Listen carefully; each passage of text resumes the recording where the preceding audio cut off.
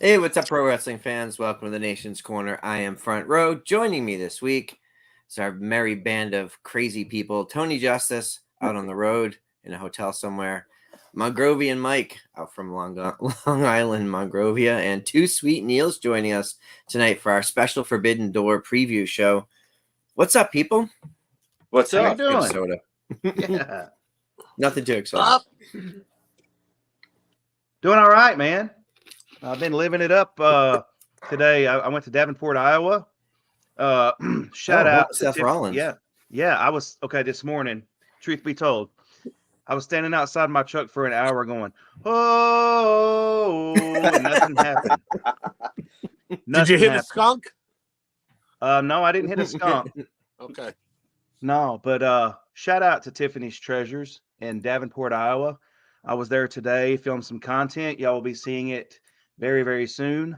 They are amazing people, have a vintage shop. It's like a house with 2 stories, and they had records below. And of course, that's where I went. That's like I'm a moth to a flame with records nowadays. So, yeah. And so I was there shooting the breeze with them. They're great people. So shout out to Tiffany's Treasures in Davenport, Iowa. I caught that moth to flame reference. Yeah. Yeah, you see what I did there. Nice. Think Quick shout out to John in South Jersey, Nation's Corner on location. He's out at Maryland Championship Wrestling out in Maryland today. John is like all kinds of independent shows, man. He's everywhere. Yep. He's crazy. And to keep up with him is just insane. You can't. No. You can't. I can't remember the last time I asked John about an independent talent and he didn't know who we were talking about. Right.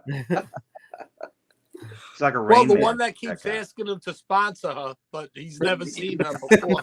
That's not a real person. But that's it. That's not a real wrestler. if you go to an independent show and see a wrestler and then you ask John, he's seen them. Mm-hmm. Yeah. Yep. That's how it goes. Yep. Mm-hmm. John's our info source out on the East Coast. Yeah. Awesome. Niels, what's up with you, man? How you been? Nothing good. Actually, went out last night. Nothing good.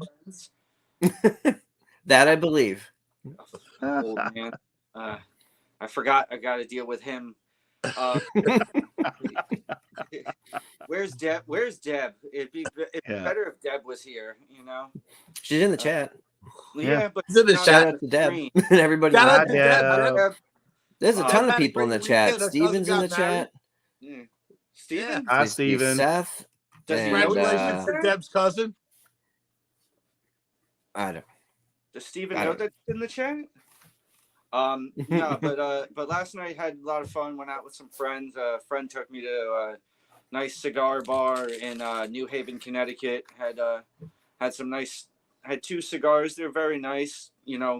Mild, perfect for me. Some beers. It was a fun night. I mean, the weather didn't cooperate, but what can you do? Yeah, right. weather was bad here too because I was supposed to host Unmatched for Mission Pro's YouTube channel on Thursday. We had bad storms come through here, and our guest for the night, actually, his internet got knocked out as well. So we ended up scrapping the whole show. Just nobody could get connected. Wow. But I guess it was all the way from like Texas, and our friends in Texas said that there were bad storms there, and it was just we had like 5 days of rain. Today was finally nice, but it's been pretty miserable for like 4 or 5 days. Yeah. What about you, Elder? How's your week? It's been going all right, except until my poor cat Tiger passed away. So that sucks, and we miss him. It's weird without him. It's strange. Rest in peace, Tiger. Yeah. To him.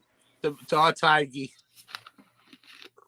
Yeah, sorry to hear that. Elder. We know you guys all know him from the late night Zoom chats, walking across the keyboard, just like, yep, yeah, looking for food. But yeah. It finally he was a fighter though, and he's so stubborn, just like he was always from day one. So kind of like his owner. Jackie, yeah, I know. She is very stubborn. Man, what a heel! But it What a was heel. kind of bittersweet for me too, because it was like that was the last of my dad's pets that we adopted when we thought we were taking him in for 2 weeks, and then he wound up never coming home from the hospital, and they became ours, you know. So Yeah. and that was the last one. But yeah, so the end of an era, end of a house full of pets. Well, that is sad, but you do have a house full of pets that are pretty great right now, which is awesome. Yeah, they're nuts. You can't Well, forget Gabby. You realize I feel like Casey Kasem in that coming out of breaks thing. Now here's your request. I knew that would pop dedication. him. You just popped me. If you know, you know. If you know, you know, man. But Go Google Casey Kasem. you know, Promo, death just end the dedication. show now, man. You hit the high spot. Here's your Good night, request and dedication. So switching gears to pro wrestling somehow. That's my job. Yeah. There's a ton of stuff to cover. We're not going to cover all of it because holy crap, did a lot of stuff happen this week. Last week we saw the debut of Collision, which in my estimation was probably one of the best AEW television shows I've seen in a long time. I do want to touch, we're actually mainly going to focus on AEW because we're going to talk Forbidden Door. But I want to get your opinions on the first episode of Collision, maybe versus Dynamite or, compared to other shows. So, Neil, let's go with you first. Collision was great. I thoroughly enjoyed it. I think they kicked it off right with having Punk come out and say what he wanted to say and what he had to say, and just get the crowd going even more than they already were. And I really enjoyed the action and the pace of the show, and just the overall flow of it made me feel like I was watching like an old school Ring of Honor show from 10 years ago. Just matches, and it's nonstop, which was perfect for a 1 hour wrestling show. So I was or 2 hour show. I was all for it. Yeah, and the pacing was nice too. Like you could tell that they put a lot of time and effort into it.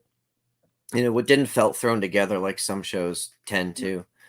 So Tony, from your perspective, where did this rate with you as far as AEW programming goes? Well, what I saw of it, it rated pretty good. I wasn't able to catch it because I was out Saturday night, and my ass forgot to hit schedule it to record on my YouTube TV, so I didn't even get to see it. But I did see the CM Punk promo, and I did see the main event.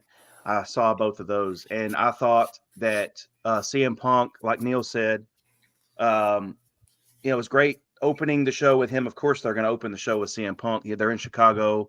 Everyone's expecting CM Punk.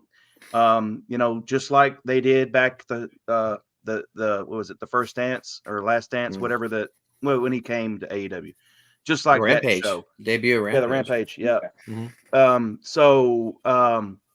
I thought, everyone's going to be glued to their TV one way or the other, whether you like him or hate him.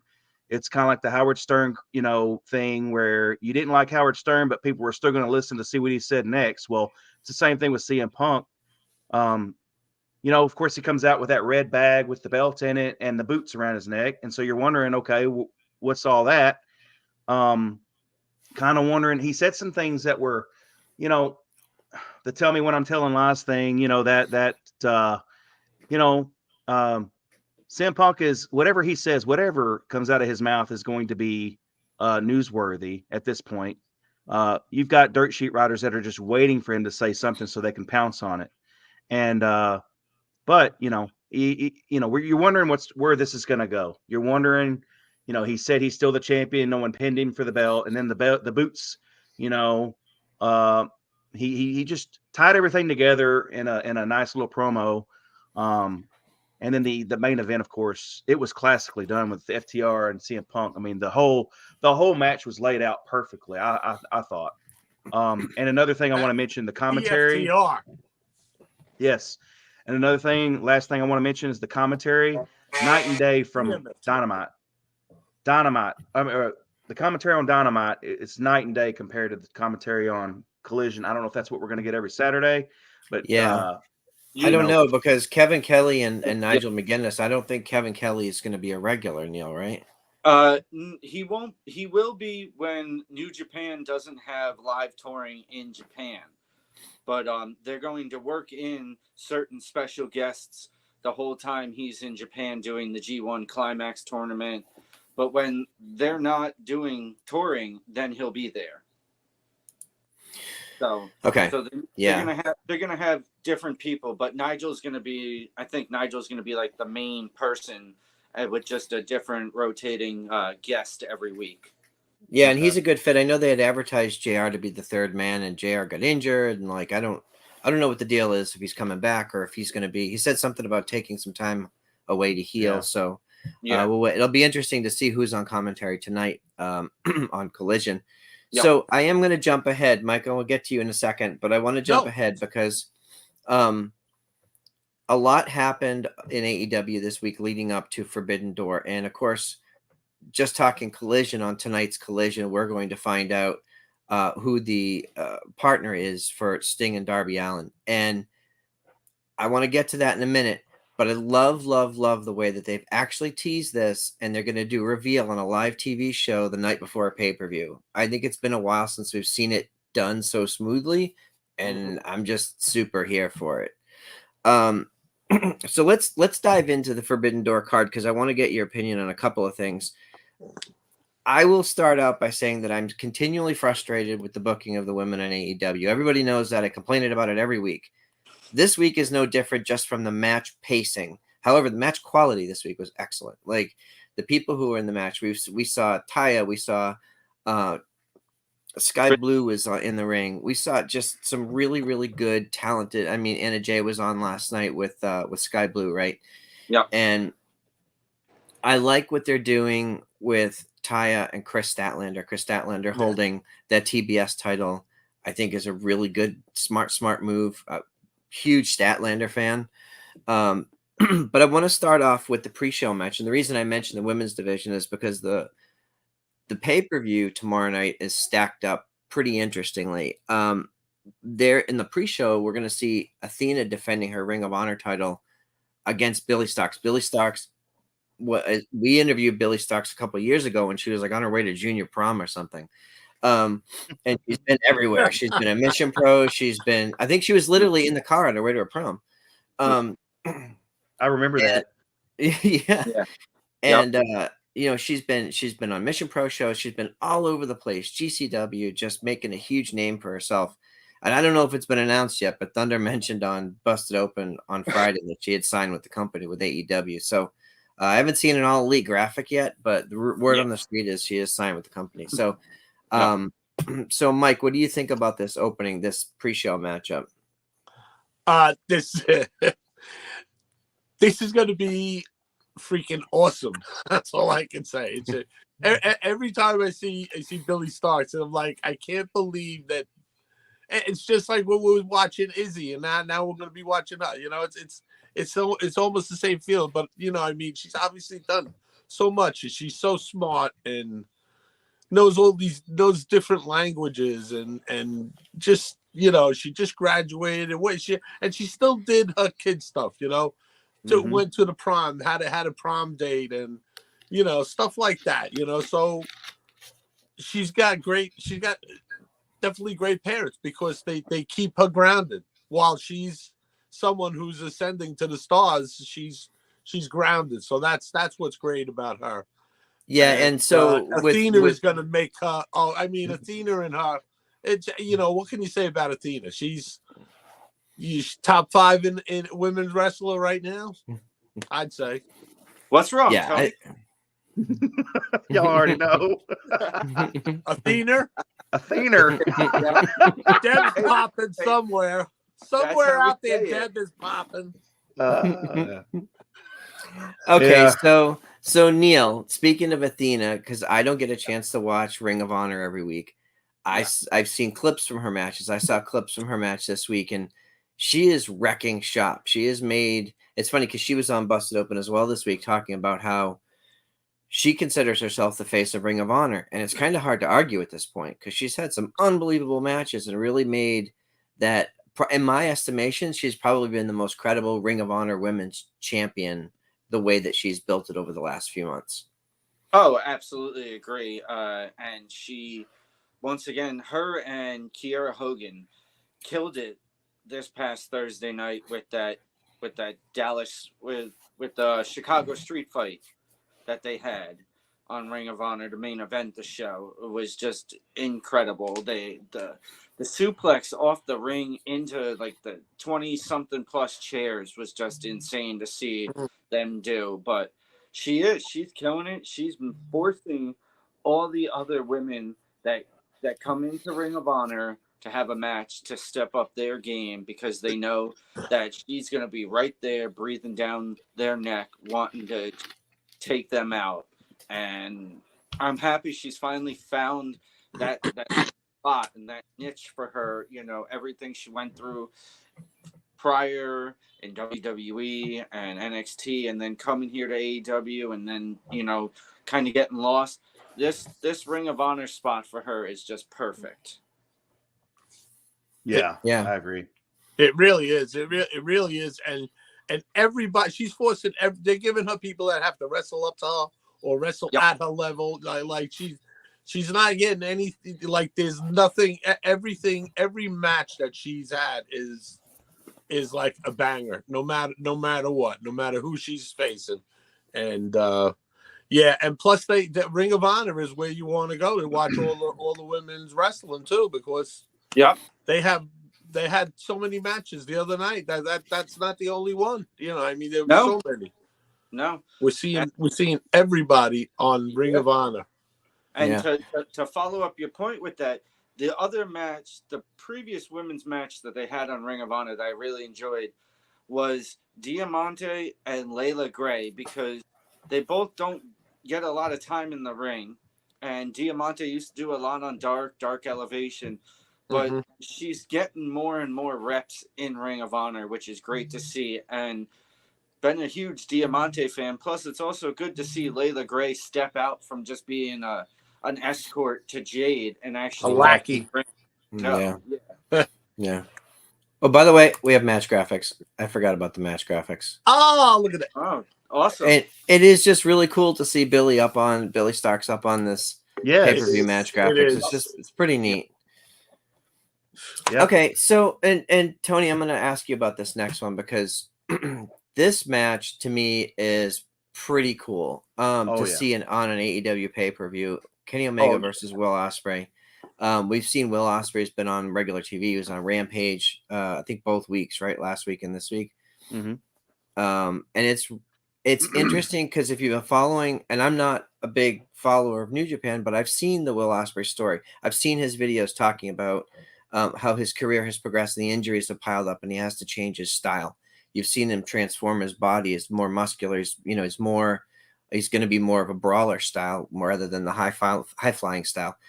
And so I will be very interested to see, because typically these type of matches with Kenny Omega are very fast paced. I'll be interested to see if Will Ospreay makes him slow down. Yeah. I think it was Bully on Thursday's show broke down the Will Ospreay kind of transformation from the way he used to wrestle, then the press conference, and he dropped all those F-bombs and basically just transforming himself from that spot fest wrestler to what he is now. And now he's stepping out and he's becoming his own, and he's coming into AEW this time with a bunch of momentum. And really he came in, and what he did when he super kicked Kenny Omega in the midst of him doing that move, he just kind of, his leg kind of wrapped around, and it was awesome how he did that. And the things, you just look in Will Ospreay's eyes and see the just the fire in his eyes, and like he is motivated, right? And what I'm looking forward to tomorrow is Kenny Omega has been focusing on the trio stuff with the Elite and the BCC stuff, and he's kind of lost focus in Will Ospreay's eyes, maybe, of who Kenny Omega is, what made him Kenny Omega in New Japan, his matches the star matches with Okada and all that. That Kenny Omega, I think, is going to come back tomorrow. I think we're going to get a banger of a match. That is going to be the match that I'm looking forward to tomorrow is Kenny Omega versus Will Ospreay. I cannot wait for this match. I'm waiting to see if Kenny Omega is going to show up and show out. Yeah, and this is for the IWGP US title, I believe. Yeah. So that's going to end Kenny Omega's the current title holder. So I'm predicting Will Ospreay wins here. But Mike, I want to go ahead, Mike. But a short little thing about Ospreay too. He's also learning how to use the social media very well too. So Yeah. He's really doing some funny stuff on there. So look him up on Instagram on there if you want a few laughs. I saw the Niagara Falls before one the today. Matches. Yeah, that's right. Yeah, definitely go check his. That thread was hilarious. Oh my god. Yeah. But Mike, I want to get your opinion on this next match because for me, this is the match that I'm most excited about, and Bryan Danielson versus Kazuchika Okada. The video, the promo that Bryan Danielson did in the desert, like at that point, I was like, I don't need 2 months of build up. I don't need a story. This is the story. And it was told so well. The videos that they did, the vignettes that they've done leading up to this match over the last few weeks, I was already excited for it when they announced it because, of course, it's a dream match. But it actually has some real bite to it. So, what did you think about the lead up to this and the match? Well, if you had to ask a wrestling fan that knew about both of those, are like I think Neil would have picked this match. Like Neil would have. I think Neil and Ezra probably would have at the same time said, like, if I asked that question, who do you think should Okada face, or who do you think should Danielson face from New Japan? Either way, I think that would have been their answer for a dream match. And want to see an hour. I want to see an hour-long fucking match that tells a story like no two other people could tell a story, and I think that's what we're going to get with that. That match is there's so many matches to choose from, but you're going to bring up the next match, and then we're all going to be wild about that. I'm just excited that New Japan is coming over here. Pretty soon people won't even have to Google who these guys are. Yeah, and it'll all be good. Just in the interest of time, I already know Neil's opinion on this. He's super excited for this match. Oh yeah. But the what I want to get Neil's opinion on is the Sonata Jungle Boy match. Oh, that's it right there. That's it. I mean, this is let me perfect take a long-term dramatic storytelling. Let me take a dramatic TK drink pause. Okay. Oh god. So where do we start with this? Yeah. Where do we start? Number one, I'll start with the good. I like that Sonata. I like that Sonata has broken off from LIJ, changed up his character. He's completely reinvented himself. I love the Just Five Guys faction. This is the Sonata that he was, 4 or 5 years ago with Evil as the heavyweight tag team in LIJ. Just he's evolved. It's great. The open challenge, awesome. Was all for the open challenge, and then to see Jungle Boy and Hook in that backstage promo and see Jungle Boy, except I went from yay to really. Really? Hey, on a side note, Neil, who would you want to see, since we already know who everyone else is facing from each respective place. If you had your choice, who would you want to see who would you wanted to see step up and challenge? Probably Jericho or Jay White, or any big credible heavyweight, that can eat a pin loss and not worry about losing momentum or steam and just get it back the next the following Dynamite. So like a Wardlow or Will Hobbs. Exactly. Because you've got Jungle Boy who accepted. Great, awesome, wonderful for you, Jungle Boy.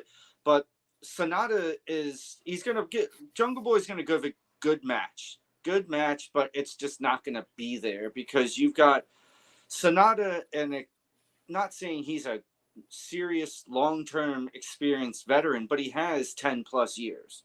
Could this match surprise you? No. Is there room for it to surprise you? What? Is there room for it to surprise you? Don't forget how everybody felt about who was it? Where Omos was going against, and they were like, "Oh, that turned out it was a pretty good match" and stuff like that. Well, you never know. So Neil's talking about two different things. One is the quality of the match. Both are great wrestlers, right? So I don't think we have an issue with the quality of the match. I think Neil has an issue with the fact that Jungle Boy is challenging for the IWGP title. Okay, like that's a big deal. Yes, because Jungle Boy is a not inexperienced, but he's only been around a handful of years, maybe 4 or 5 years or something. Gotcha. So, yeah, and you've got him, Jungle Boy, as a inexperienced new up and comer, and he's not even a heavyweight. I weigh more than Jungle Boy. I know. I can just tell you that from knowing how much I weigh. So you're saying knowing like the way New Japan style is, the way they deal with things is that someone Jungle Boy's stature wouldn't even be shining that belt up. Exactly. Not saying anything about his talent. Yeah, because he puts on bangers. No. Not saying anything about the talent. It's going to be a good match, but it's no surprise who's walking away with that belt. Yeah. Exactly. Yeah. Exactly. You got Jungle Boy as a junior heavyweight, and he's being a tag team with Hook, who's a junior heavyweight. You got plenty of junior heavyweight tag teams or junior heavyweight singles wrestlers. Put the two of them in a match that makes sense. That's where I'm coming from at this match. Yeah, I 100% agree. And like the prestige and like the equity of a title is important. Now, we've always talked about the importance. It's important to have the quality challengers, right? Yes. A lot of times champions and championships are defined by the quality of the challengers.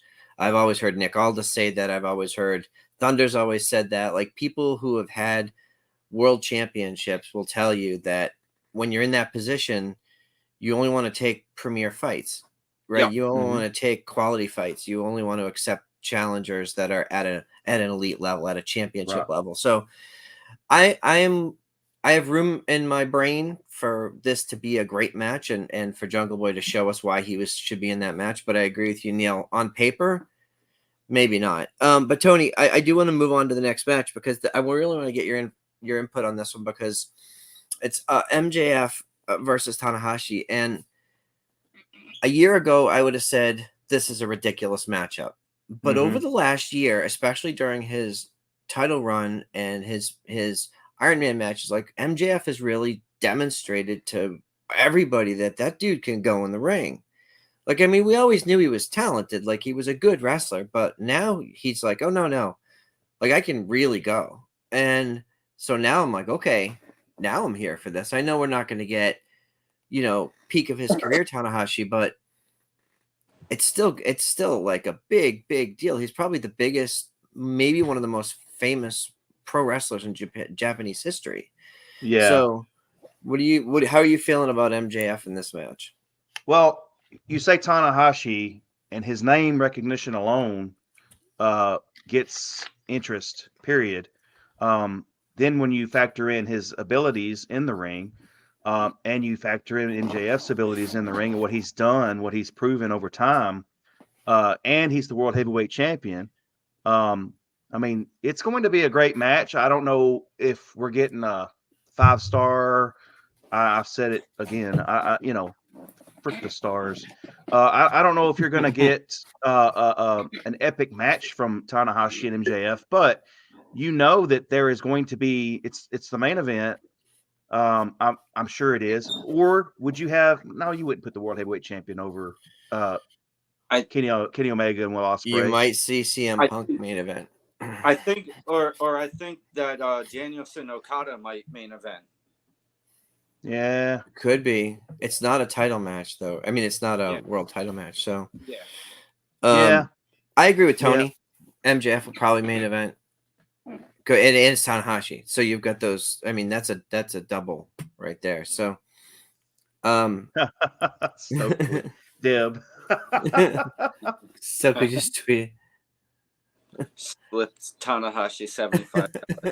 There you go, Jeb. That's right. I wonder if he'll take that bounty. Who's to say? It's a maybe. At best. Okay, so Mike, I want to get your thoughts on this next match, because this is the one that's, because we just talked about this a minute ago. We've got Jericho, Sammy Guevara, and Minoru Suzuki, which is just a crazy matchup, right? With Sting, Darby Allin, and an unnamed partner. Who would your guess be for the partner for this match? I think everybody has the same guess. Anything else is going to be a disappointment at this point. It's got to be, because he's gonna. For those who don't know, who are you talking about? We're talking about Naito. Yep. Yes. And he's gonna slow walk down, like me and Neil always talk about. He's gonna play those mind games before he's even in the ring, and then when he's in the ring, it's still gonna take him 5 more minutes to whatever. Prance around and take his robes off and whatever, and and they're both gonna be trying to get in each other's minds before they even touch. That definitely, it's gonna be great. We're gonna have a fun time watching that match. And I suspect that's where Sammy's gonna break away. I don't know what he had a look on when Jericho and Suzuki did the Tranquilo the other day. Yeah, David made a good point. David made a good point in the chat. They didn't even think about that scenario. Yeah, that's a good point, but I don't think it's happening. I don't either. I think he's. I'd rather it be Naito, but yeah, Naito's a little younger, active competitor. That's where my brain's at too. I am going to skip over the 10-man just because it is what it is. Yep. I want to jump right over to and Neil. This is an interesting matchup to me. So we've got Kojima versus CM Punk. Yes, and this is CM Punk's first singles match back on his return, right? Yep. How would you book this match? Like, how would you envision this match going? Punk goes over clean, hits GTS, and wins. Honestly, I'm happy to see Punk on the pay-per-view. He's wrestling. He's got a match on the pay-per-view, but it's kind of like another. It's not like the Jungle Boy Sonata thing, but it's like okay, cool, but because fans of Punk and Japanese wrestling and know the guy that invented and created the move that Punk uses as his finisher. That guy always wanted to fight Punk. They both wanted to fight each other. Punk has respect for him, but that other guy has always wanted to fight Punk, and that guy being Kenta. But Kenta turned it down and said no, that he wasn't going to. So they threw out some other names, and some of the other names I'm happy that didn't come in. But Kojima, it's like you kind of just picked a random name out of a hat. But Kojima, one of those people like Tony said, like Tanahashi, one very well known, very well respected, multi-time champion across all brands. But I don't see it much rather than being just, maybe like a 5, 6, maybe 8-minute match. and Punk hits the GTS on Kojima and moves on, and that's it. Yeah, I think that's probably right. And it's weird that this is an Owen Hart tournament, like Yeah. qualifier match. Like it's a weird place to put CM Punk, but okay. Yeah. Yeah. That is very funny. That's exactly like is he gonna? I mean, he cares about Owen Hart, but is he gonna care about getting that belt? He's not gonna want to like the way Britt and Adam Cole wore the belts. Like, yeah, but Kojima's not hanging around. Like, yeah, no, I know. We know how that's going, right? So yeah. Okay, so let's jump to the next one, Tony. I keep forgetting I have the match graphics. So for the AEW National Championship, we have Daniel Garcia versus Orange Cassidy, Katsuya Shibata, and Zack Sabre Jr. Calm down, Trenda.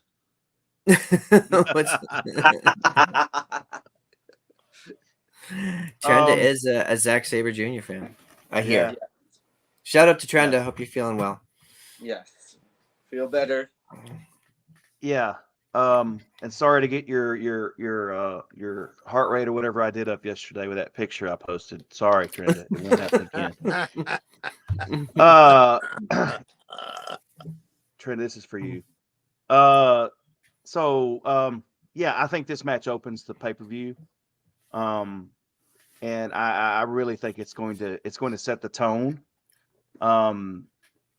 Orange Cassidy's been through some wars lately. I mean, every week he is in a war, and his body is beat up, and I don't think we're going to get a title change tomorrow, but it's going to be a definite test for Orange Cassidy, and yeah, I mean Daniel Garcia's in it. I don't see anybody from Japan winning this championship. Or hey, what if someone from Japan does and it makes that championship credible? They take it back to Japan. That makes that championship more credible. So who's to say that someone from Japan, Zack Sabre Jr. or whoever wins this match tomorrow? Either way, it's going to be a great match. It's going to set the tone for the whole pay-per-view. Yeah, it would be I think it would be a good choice to open the show with, since I don't believe the tag team titles are being defended on this show. So, typically you want to start with something hot like that. Okay, let's move on, because our conversations around the women's division always sort of land on this part. So let me make sure I get this right. So Toni Storm is defending her Women's World Championship against Willow Nightingale. Willow Nightingale is the New Japan Strong Women's Champion right now. I saw some stuff online. People were saying that Willow should be defending her title, or champion versus champion. Like, I disagree. Like, New Japan just founded this title. They need time to establish it. Yeah. Willow needs time to establish herself as a champion. I'm happy that Tony's defending. So let's start with Mike. Who do you have in this fight, and why? Well, I love no Willow. in writing, please. I love Willow, but I the Long Islander in me is rooting for Willow, but I think Toni Storm is going to find a way to win. She doesn't have to be dirty, because they both can really duke it out. And the thing about why should Willow have to defend the title? It's the forbidden door. So both promotions are putting certain titles up and here and there. So, and not every title has to be New Japan putting all of their titles up against AEW stars. So yeah, I agree. I see Toni Storm going over, though. Okay. Yeah, I agree. I think I know who we're all rooting for here. I mean, we're all rooting for Willow, because we all love Willow. She's great. She's a great person. You can just tell. You can just take one look at Willow when she is on that entrance ramp and just look and just tell what kind of a person she is. And she wears all of her emotions on her face, and she's always smiling. I think we're all rooting for Willow to win, but we all know who's going to win. I think Toni Storm pulls us out because she just got that championship, and I think she's going to have a credible reign with it. Who knows though? They might decide to pull something out of their butt and You never change know. it up. You never know. You never know. I also think Caprice Coleman should rap, like Max Caster. Yes. He should come out and rap Willow Nightingale down to the ring every friggin' time she comes out because he's great. Yeah. Yeah, Caprice is great. We had the chance to spend some time with Caprice at the Busted Open show at WrestleCade 2 years ago. He was one of their guests, and they never did anything with that footage, but they never put that out anywhere, which is kind of disappointing because it was like an hour and a half show with Matt Hardy and Danhausen and Caprice Coleman. But Caprice was really interesting. He talked about his family and his training, and that was the first time I had seen him actually wrestle. I only knew him as a commentator. So he's ridiculously talented in so many different ways. I agree. Go ahead. If I could to the women's match of Tony and Willow, I agree with everything, but I feel that Tony will have it until they go to England, and Tony will defend it in England, but she will defend it against who she beat for it and lose it there. Willow should definitely rooting for Willow, but she won't. She'll put up a hell of a fight, but we all know, like you said, we all know Tony will win. But I'm just happy that Willow is getting a spotlight with a brand new title that could be the first one to ever hold it. Yeah, it's okay. So I'm gonna pick Willow here. I think it would be a nice shock to the system. It would be a nice way to shake things up to have Willow hold both titles, 2 titles from one from each company. It would allow her to go across all 3 brands, Dynamite, Rampage, and Collision, defending either or both. It would really open up some opportunities for her and for some of the other women who she hasn't had matchups with. Tony's sort of run the gamut at this point, and I'm a big Tony Storm fan, but they haven't sold me on her as a champion. They haven't really done much from a storytelling perspective to make me happy and excited to see her matches. She's always puts on good matches, but as a champion, there's not a lot of character depth there. Willow, there's a lot of personality. Her social media engagement, like all of it is just like, if I were Tony Khan, I would, definitely go in that direction if New Japan and everybody was all on board. So my pick is going to be for Willow to be a champ tomorrow. Okay. I won't cry over that. That'd be great. Me neither. Okay, so, and I know this isn't the main event, but this is just the match order that they had it listed for some bizarre reason. This match makes absolutely no effing sense. I don't know why it's happening. I'm sure it'll be great, and I'm happy to see Filthy Tom Lawler on an AEW pay-per-view.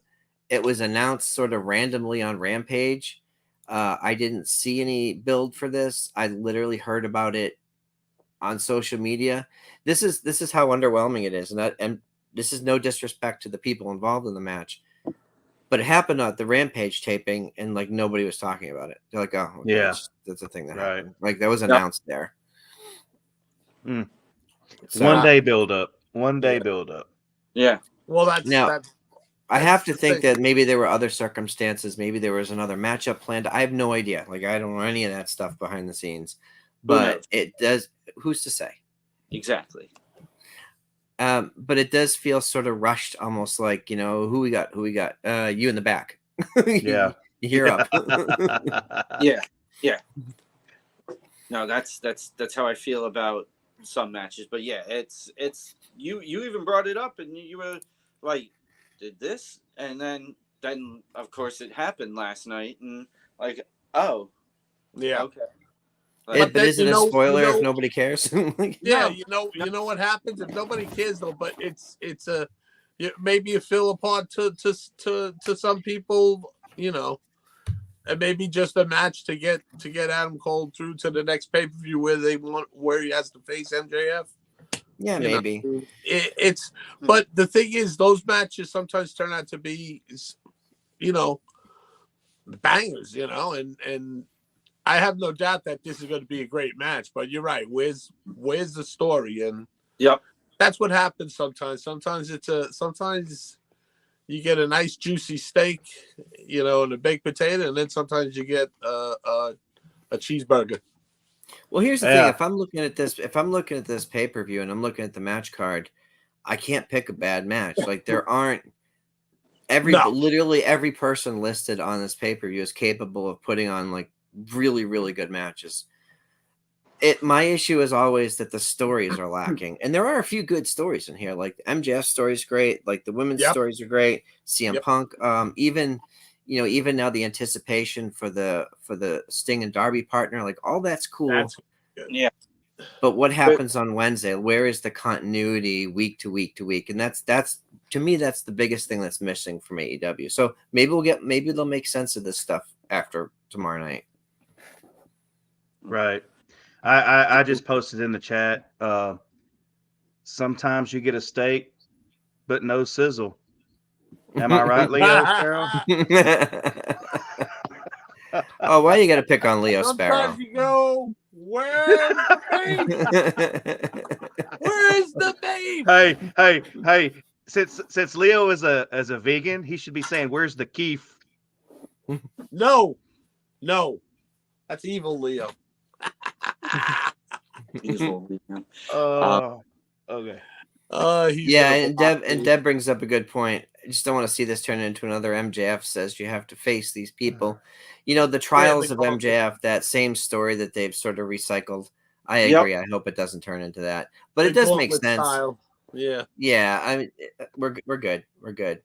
But like I think they were talking about that on Busted Open this morning with Denise and Mark about how there are so many people in the company that don't get used.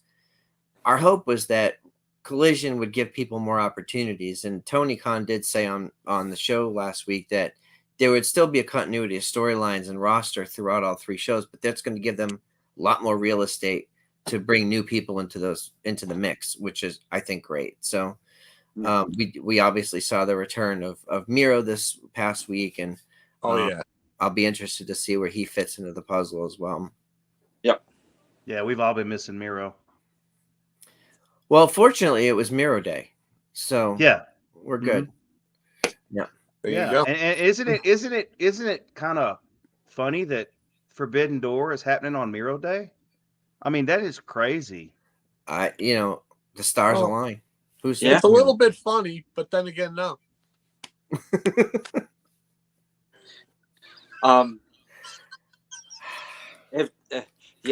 Sir. I said it. Yeah, of course. Yeah. What don't you say? If there's one thing that I personally could say that they're dropping the ball on and that they're missing is the Bullet Club story. Because you had David Finlay, who wasn't a part of it, came out in February after Jay White lost to Eddie Kingston and had to leave New Japan. Loser leaves New Japan match. He comes out and he attacked Jay White and then declares himself the leader of Bullet Club. You can't do that. That's not how the story of the faction goes. And you would need to have that here because it's not in a New Japan ring. So you can tie that story together. So hopefully something happens live tonight or tomorrow before the show, but they need to get that story on the pay-per-view, and you need to figure something out there. Okay, so quick question for you guys before we wrap up. Like, AEW is kind of famous for their surprises. Do we see a surprise debut tomorrow night? Yes. Who?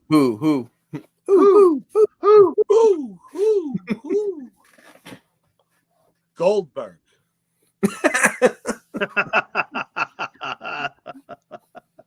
John Cena. I don't know. I can't even think of a name that at this point who can come out. I got an AEW idea. Television. Who? Oh well, she's injured. I was gonna say Mercedes or well, Mercedes is injured. Shit, never mind.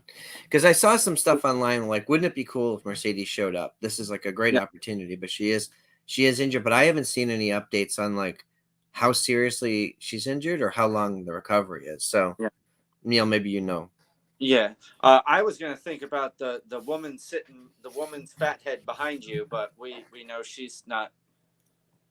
Still a little. As far as I know, No, she don't said know. she said on Friday she's still recovering. So It could be kayfabe and everybody though, whatever that word maybe. means. Yeah, Who's for to me, say? I a don't know nice what that word means. surprise. Yeah, you don't know what a lot of words mean. For me, a nice surprise would be. I was around before words. Yeah, I got some for you too, but I'll say them later.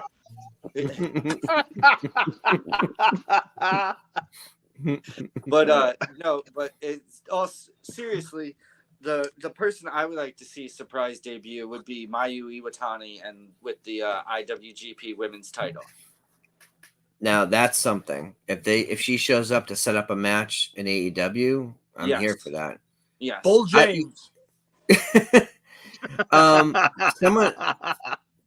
Someone who's I think still in the States, I would like to see make a return, even for a short program. Miyu Yamashita. Yeah. She actually went back. She did? I thought she was leaving in August. No. She posted earlier this week. Well, there goes that. She's back in Japan. I'm 0 for 2 in my guesses. This is great. Her and Maki Ito are both in Japan right now. So Adam Rose. I think Adam Rose has had some personal issues. I wish him well. Yeah. So no Miyu Yamashita, no Maki Ito, but Mayu Iwatani, even though Stardom has a show going on, she's not booked on it. So who knows? Right. I would like to. That would be a nice, debut surprise. Yeah. Very cool. Well, all right, guys, we got just a few minutes. I want everybody to get a chance to go get your snacks and drinks. And just real quick, just from a Mission Pro update, we're looking at we're just under 2 months, like 6 weeks or so until Boiling Point.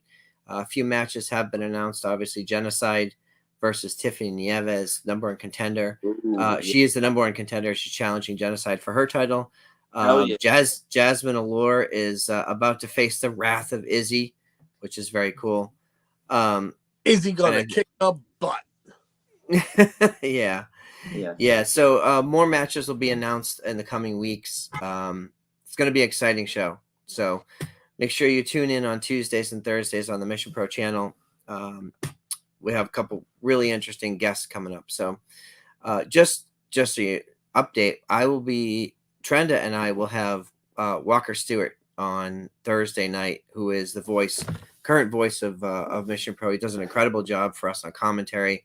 If you've watched our shows, you know he does a wonderful, wonderful job, and just a super, super hard worker and really, really smart. So I'm looking forward to having the conversation with him on Thursday. Yeah. I'm not sure who Emily and Veda have on Tuesday, but I do know that somebody is booked, so stay tuned.